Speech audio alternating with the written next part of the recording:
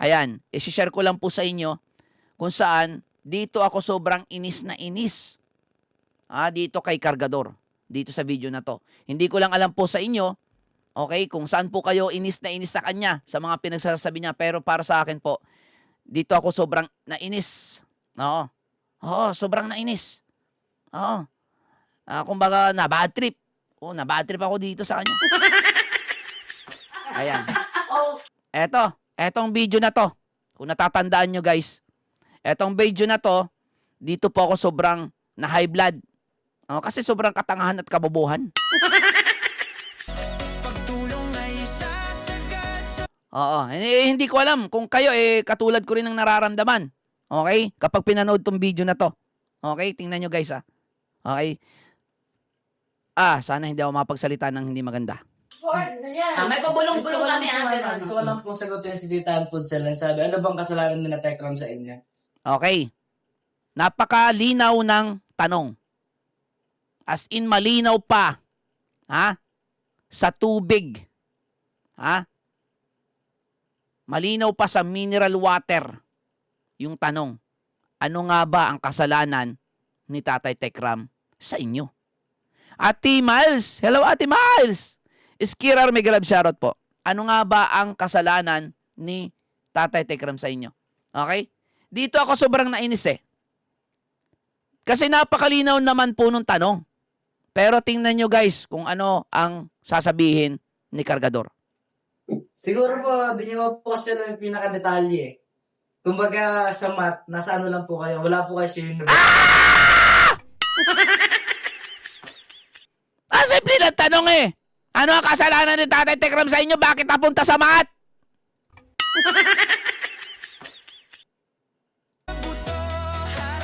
Sino bang hindi magagalit? Sino bang hindi maiinis dito? Sino bang hindi mababad trip? Ang simple ng tanong Ang simple ng tanong! Ano kasalanan ni Tatay Tekram sa'yo? Sa inyo? Yon! Pusang gala naman Nanggigigil ako tuloy pa natin. Universal. Nandun lang po kayo sa sa bilog lang kayo. Wala pa kayo, di nyo nakikita yung labas. Kumbaga, Anong kasalanan nga ni Tatay Tekram? Gigigil ako. Ano nga ang kasalanan? Ang linaw-linaw ng tanong sa'yo Ang linaw-linaw ng tanong Anong kasalanan ni Tatay Tekram sa'yo? Sagutin mo ng malinaw. Napakalinaw, napaka-unfair mo naman kasi. Ang linaw ng tanong. Ano ang kasalanan ni Tatay Tekram sa'yo? Pwede mo sagutin. Kasalanan ni Tatay Tekram, pinapalo ako, dinidisiplina ako. Mabubutasan ka kapag yun ang sagot mo. Kasi yung mga pinagsasabi mo before, yung pagdidisiplina, kung hindi kami dinidisiplina, hindi po ako ganito, hindi ako lalaki na matino. Ganyan ang sinasabi mo nun. Kaya hindi mo pwedeng ibutas yung pagdidisiplina. At yung pamamalo. Kasi sabi mo noon, natural lang na pinapalo kasi para magtanda. Yun ang sinasabi mo noon dati.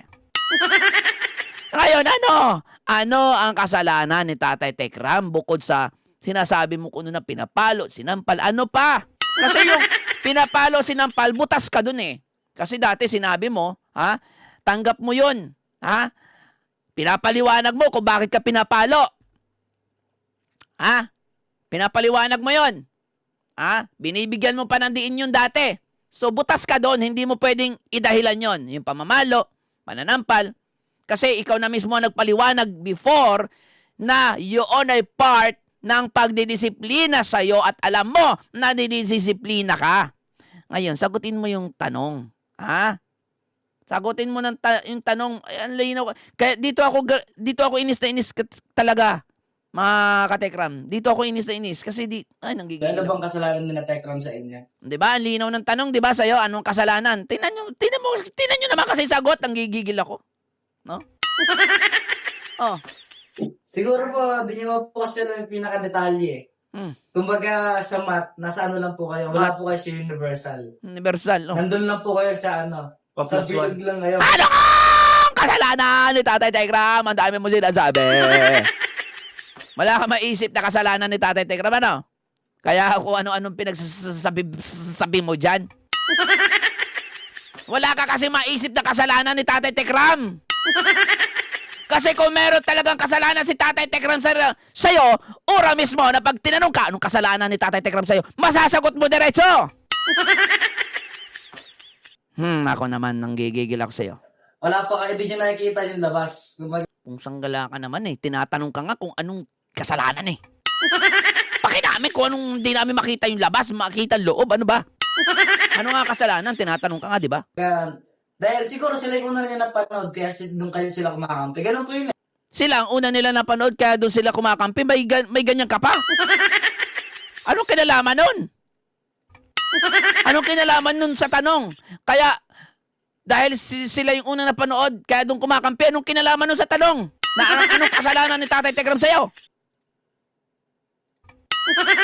Hindi mo masagot-sagot kung anong kasalanan ni Tatay Tekram sa'yo? Paano ka mananalo niyan sa kinakaso mo sa kanya? Minsan po ako ganun. Pagka nakita ko po yung isang movie, mabait to ah. Napunta na sa movie. Simple lang naman yung tanong. Ano ang kasalanan ni Tatay Tekram sa'yo? Ate Cherry CB, sorry na po. Nadadala ko ng emosyon ko. Sorry na po talaga. Dito kasi ako sobrang hindi, nanggigigil ako sa, alam nyo yun, yung parang iniiwasan niya sagutin yung tanong. Diba, kaya si Joker po, sa una mabait, di ba? Ang dami na niya sinabi, di ba? Pero di mo alam na yung pala siya is medyo, di ba, makulit. So ano nga ang kasalanan ni Tatay Tekram sa inyo? Sa'yo? Hindi mo pa rin sinasagot, ha? Masama pala eh. Maganda na nakikita. Pero kung ka-analyze natin yung buong kwento. May analyze na. Talagang So ano nga ang kasalanan ni Tatay Tekram sa'yo? Nag-analyze ka na. Buong kwento. makikita natin sa buong universal natin. Sa buong universal na. Naku po, buong universal na. Simple lang naman yung tanong. Anong kasalanan ni Tatay Tekram sa inyo? Umabot na sa universal. Diyos mio Marimar. Oy! Kaya, guys, so dito talaga ako, nanggigigil talaga ako. Dito talaga ako bad trip sa...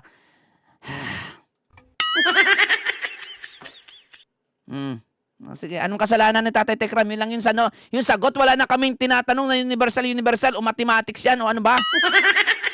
Anak ka ng tinapay ka talaga.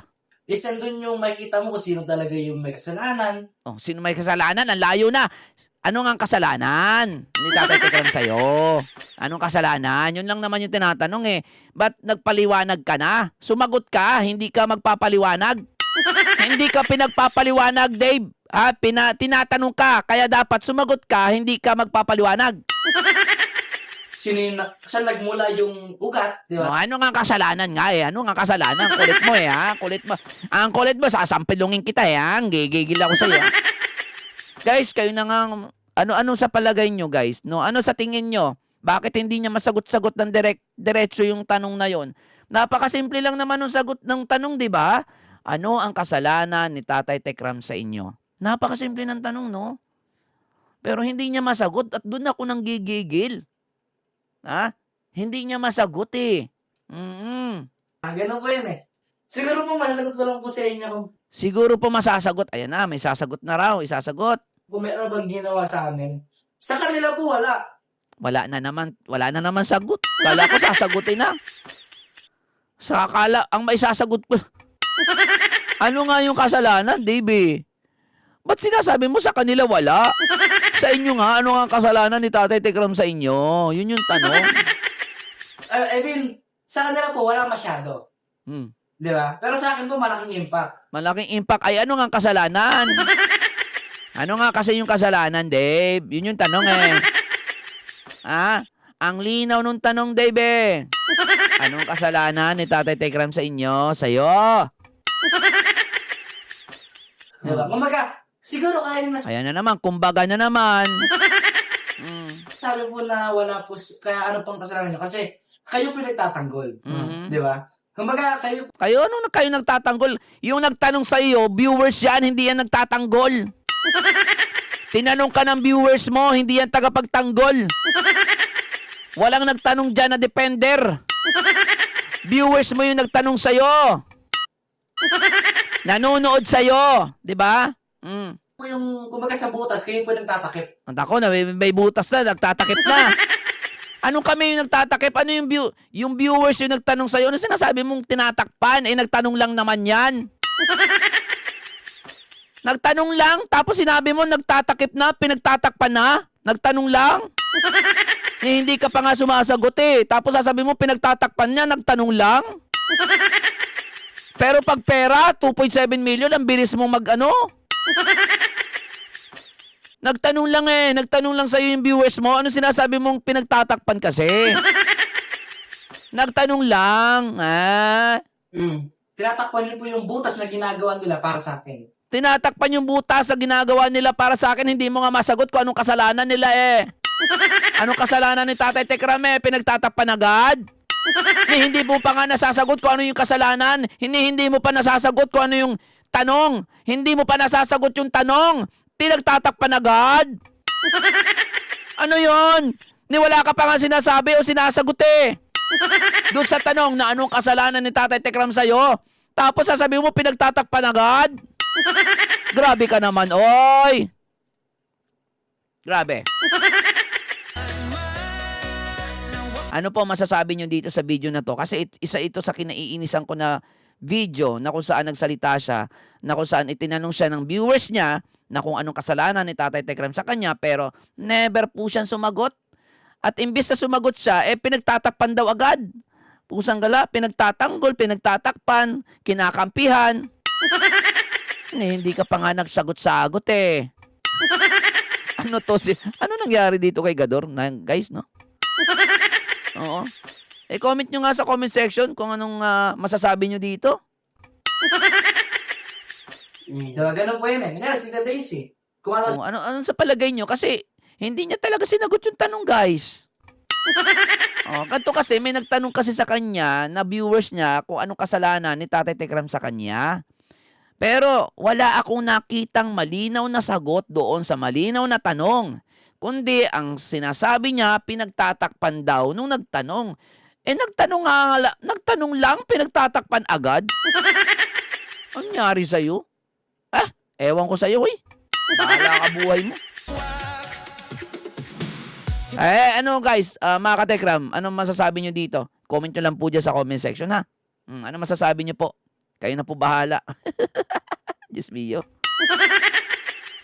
Hay, nako po, sumasakit ang ulo ko sa kanya. Sa totoo lang. At yan talaga yung isa sa video na kinaiinisan ko. Nako po.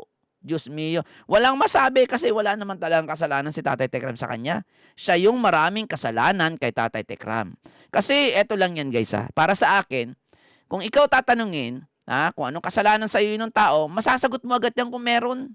Hindi na yung paligoy-ligoy na kung anong pang sasabihin mo na magpapaliwanag ka pa. Pero wala ka namang isasagot.